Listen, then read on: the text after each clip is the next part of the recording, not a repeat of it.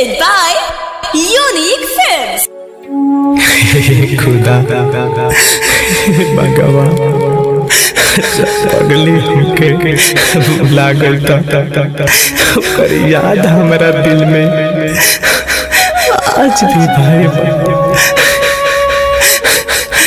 हमके या तो ऊपर उठा ला या तो ओकर याद हमारा दिल से निकाल दो हे भगवान। ओकर याद हमारा दिलवा से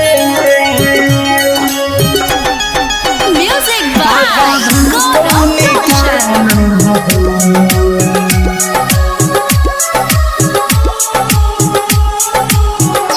ओकर याद हमारा दिलवा से भगवान तू निकाल हो। ओकर याद हमारा दिलवा से भगवान तू निकाल हो। हम जिए नहीं चाहत हमके तू यूं पर उठाला हो। हम जिए नहीं चाहत हमके तू यूं पर उठाला हो। ओकर याद हमारा दिलवा से भगवान तू निकाल हो। ओकर याद हमारा दिलवा से दादा भगवान जब भुला गए तो हमके भी ऊपर उठा ले भगवान।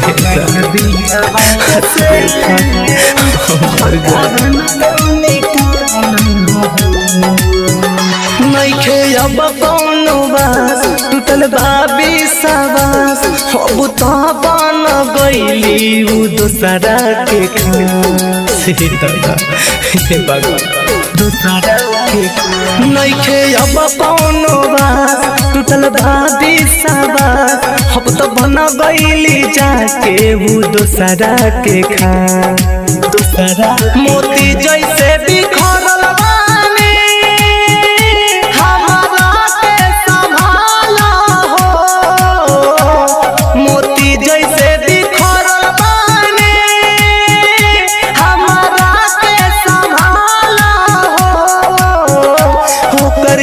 हमारा दिलवा से भगवान तू निकाल हो। होकर याद हमारा दिलवा से खुदा मेरे साथ ऐसा क्यों होता है मर जाए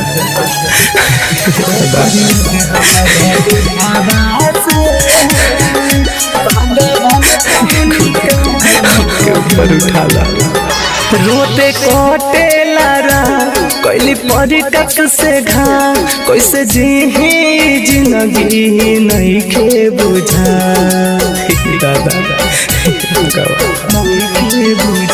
रोते कोटे लारा कैली परी टक से घा कैसे जी जिंदगी नहीं के बुझा गुडू गिरी मारुतिया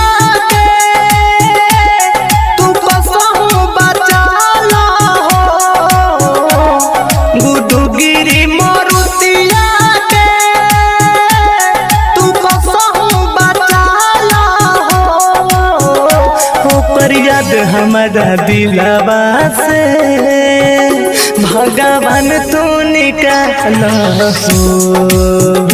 होकर याद हमारा दिलवा से Bombay Digital Recording Studio, Chapra.